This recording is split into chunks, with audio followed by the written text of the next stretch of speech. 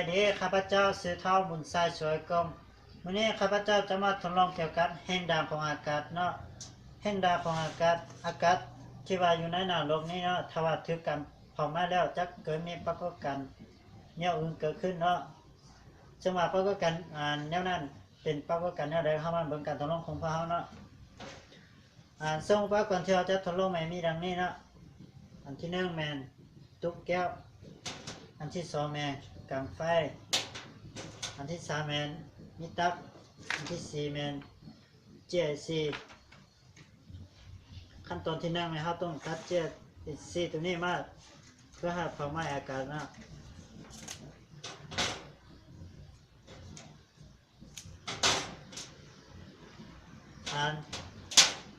กรณีนี้เขาสังเกตเห็นว่าอยู่นี่บ่มียานแต่ว่ายังมีอากาศอยู่ในแล้ว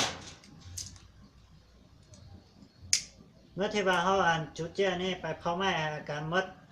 ถ้าว่าอากาศอยู่ในนี่ถือเผาไหม้หมดแล้วจันดูกอากาศอยู่ทางนอกเข้าไปในแต่ว่าถ้าว่าเขาบ่มีถ้าเขาบ่อัพฝาตัวนี้ดิบเขาจะบ่เห็นว่ามันดูอากาศเนาะกรณีเขาบ่มีตัวอัพฝาเนาะ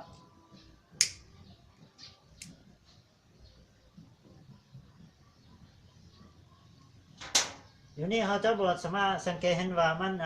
ดุกอากาศทางนอกเข้าได้เนาะ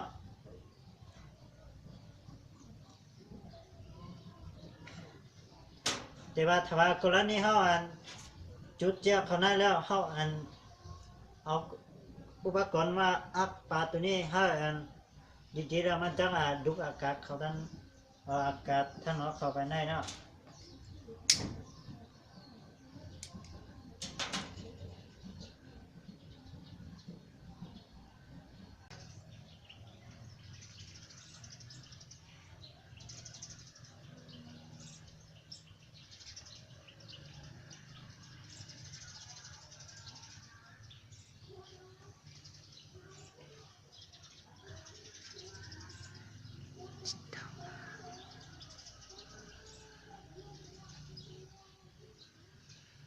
เมื่อเกิดเป็นครับปรากฏการณ์นี้เนาะจะเกิดมีปรากฏการณ์ควันดำ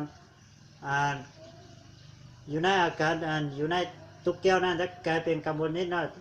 อากาศอยู่ในและอยู่นอกมีคนแตกต่างกันแล้วดึงดูกันเนาะ